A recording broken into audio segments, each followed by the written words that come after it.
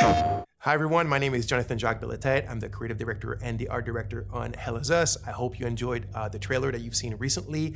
Today we're back in the spotlight. We're going to show you a bit of gameplay, a bit more than what you've seen in the trailer, and I hope that you will enjoy this part greatly. All right, so let's start with the basics. So Hell Is Us is set to be released in 2025.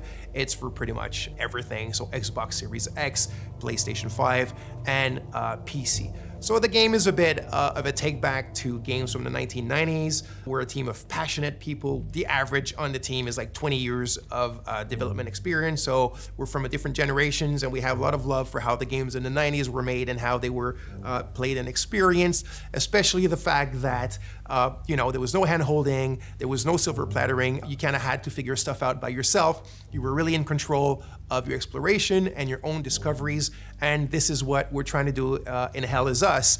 Obviously with modern flair and kind of like modern knowledge of game design and whatnot, but very much put you back in the driver's seat of your experience and of your exploration, and then the result and the joy of your discoveries. So Hell Is Us takes place in a country called Hadia. Hadia is in the grips of a vicious civil war. You play the role of Remy. Remy is actually from Hadia. He was born there, but his mom smuggled him out at the age of 5, like it sometimes happens in those countries. And what I mean by that is Hadia is a hermit state, is a turtle state. It's completely closed off on itself. Nobody goes out, nobody comes in. And that's why Remy's mom decided to smuggle him out so he can have a better life. He grew up in the foster home system, or the foster system in Canada. He's always wanted to come back to Hadia. He wants to find his parents again. He wants to kind of like confront them. He's got a lot of questions for them. He understands why they abandoned him, but yet, abandonment is pretty much the biggest trauma that a child can have.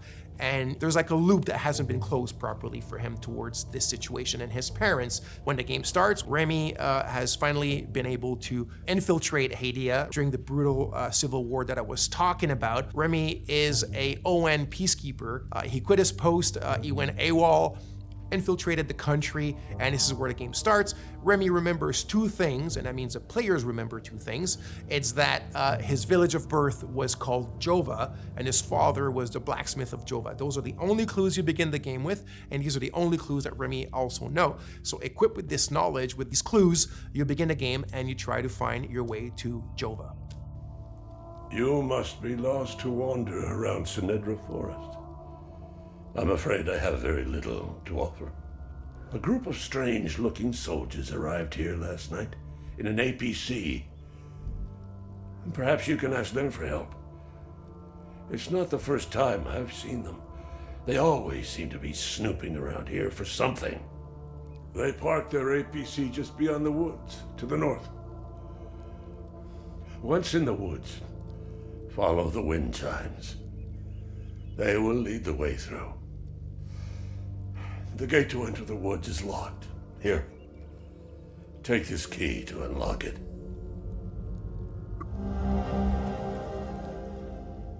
Okay, so let's talk about this design philosophy that I've mentioned earlier, which is, I said the word silver plattering, is something that I had been thinking about for quite a few years, and the team as well, which is, if you look at modern day or contemporary adventure games and RPGs, pretty much everything is given to you on a silver platter. What I mean by that is when you explore, everything appears in front of you. You have your compass on top of you that's like a sixth sense, like a magical sense that detects, all the caves and all the cool stuff around you and the towers and this and whatnot. It just appears magically. And you have your map, and you have your mini map, and you have your quest markers, and you have your objective markers, and you can drop your own markers, and you have your quest journals, and it just never ends. And if you think about it, what happens with that is that you're not truly exploring. You're just kind of like flying by wire, and when you find something, it's not really your discovery. It was kind of handed to you on a silver platter. So what you're looking at now is we're having a discussion with a bloke named Ernest Cadell. He's telling us certain information, and then he tells us it's quite far. You need to hitch a ride.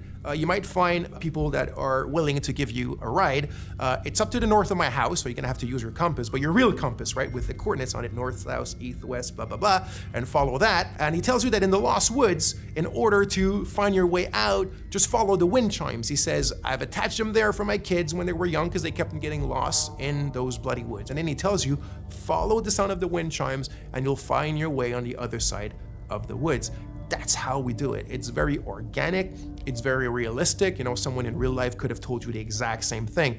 So the environments, the visuals of the game are not just there to illustrate, they're there to communicate. So you need to play the game, you need to open your eyes, you need to open your ears to what NPCs tell you, and you'll find your way and you'll discover things, and you will truly own your discoveries and the great joy that comes with that.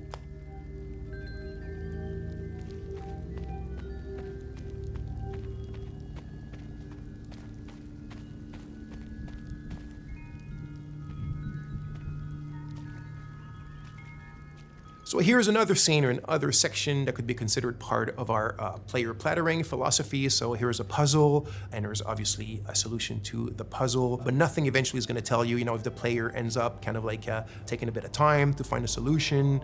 There's not going to be any artificial kind of ways that are going to help him or tell him what to do. Remy's not going to start talking to himself, or i.e. talking to the player with, little clues and whatever. It's really up to you to figure them out. And in the way that the player plattering is inserted in this, we have a good example here with your trusty drone named Cappy. By the way, you can tell now that Remy has his poncho and he has his sword and he has his drone. So it's after he's acquired them, right? Because at the beginning of the game, you saw he was not dressed like that. Now there's a reason why he ends up dressed like this. There's a reason why he needs these things, this equipment, but we don't need to get into these details today. So anyway, there's an ancient language in the country and you kind of find it throughout the game.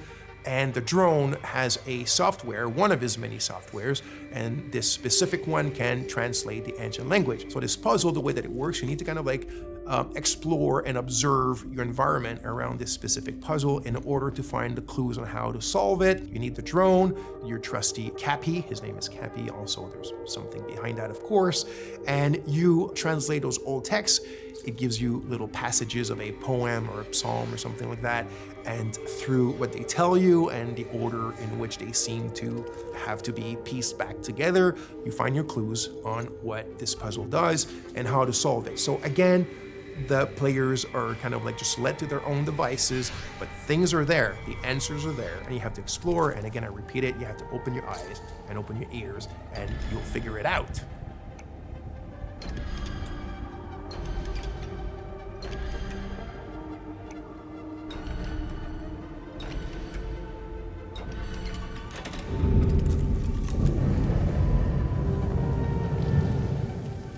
So by now, you've seen a lot of what I guess is like exploration and looking around and talking to people and doing puzzles and all that kind of sweet stuff.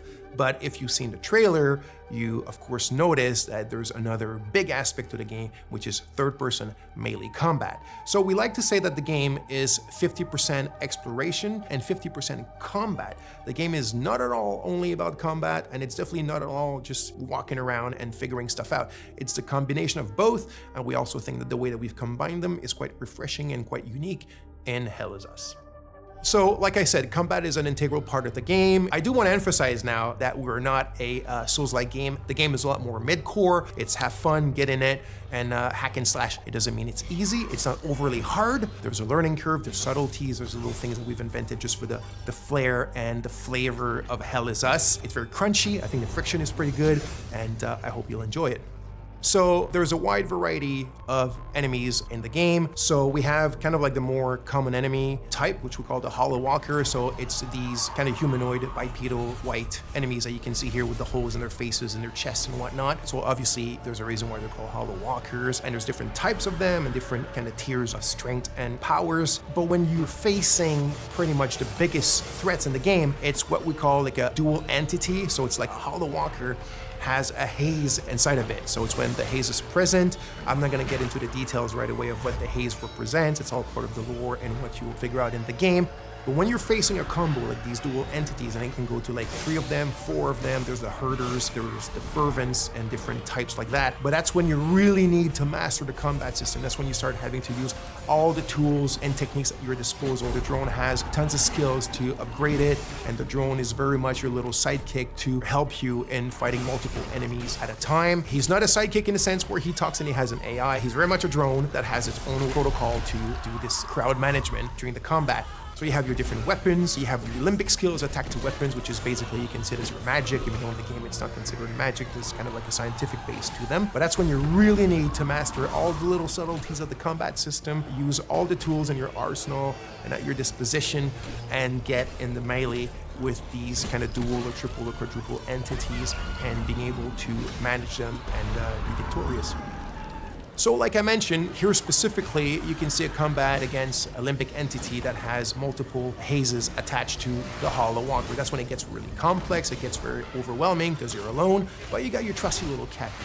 So you need to use its skill. So for example, Cappy has a skill where you can distract an entity, either a haze or a Hollow Walker. You can use the forward charge, which is one of my favorite. You also have the Typhoon. You have the super dash skill, which is another one of my favorites. So you can start dashing sideways, forward, backwards, really, really fast. It gives you like this Japanese action game style. And then you also have your limbic skill. So you need to find the glyphs in the game and you need to attach them to your weapons. And this is when you start getting powers that come from these weapons that allow you to take care of these enemies in much more powerful and kind of like impressive ways. That's when the VFX and the sound effects all come together and give you this combat bang that we all like and love.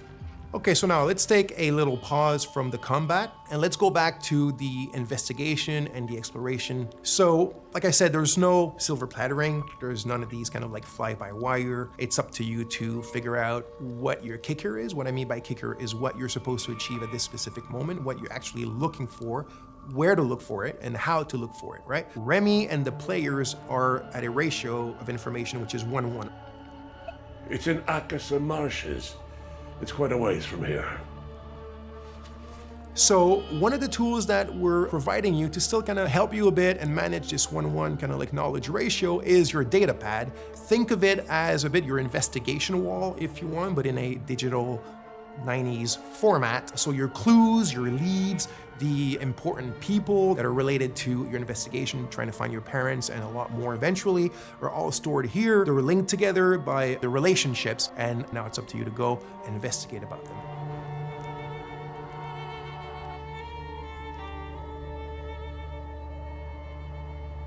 So as you can see here, some of the areas can be quite wide opened. This one here called the Casa Marshes is one of the bigger ones, and as I spoke quite a bit already, the game doesn't hold your hand or doesn't really tell you where to go. So out of your main leads or clues or ideas that you have in your head of what you're supposed to do or where you're supposed to go at any given moment, you will also be attracted by a lot of points of interest or just little things in the environment that pique your curiosity. And as you walk towards them or explore, that's when you'll start also making a ton of like peripheral or side discoveries on your own, things that you cannot solve right away, or things that you might think that there is a thing to be done with it when there's none, and it's all part of the fun stuff and the kind of like experience that we're providing in the game. So as you can see here, there's a tree with people that have been hung.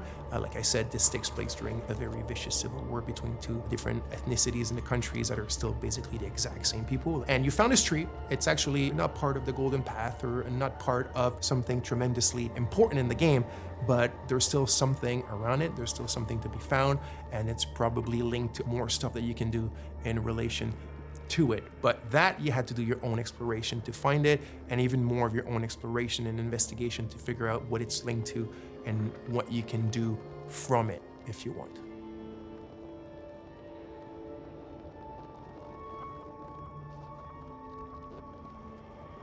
So here we are in a dungeon in the game. So yes, the game has dungeons. This was really important to us. Like I said at the beginning, there's a bit of a love letter to games from the 90s, but one of the challenges was the game takes place in a contemporary setting. The game takes place in 1993, and yet we still wanted dungeons in the game, and I didn't want the dungeons to take place in an abandoned metro station or, you know, in an abandoned factory because it's the modern era. I still wanted the dungeons to be very ancient things. And this brings us to another really important aspect of the game, or one of the very important themes of the game, which is history, historicity, deep history. So history that goes even before history. So there's a lot of mysteries and a lot of lore, and the origin of what's going on in the country and the link to the Civil War is all tied to that deep history and also what has happened since. I won't get into too much details because that will be part of another video for you guys, but you can see a bit of it here, and it shows you the varied palettes and moods and atmospheres that we have in the game, which also I think is something quite interesting and unique that we're doing in Hell Is Us.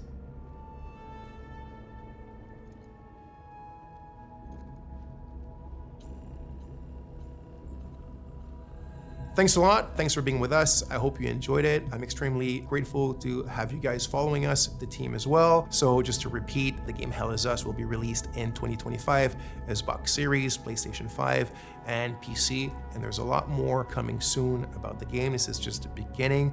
We'll explain other aspects of it and get into sometimes a bit of the minutia. So stay tuned and speak to you soon. Thank you.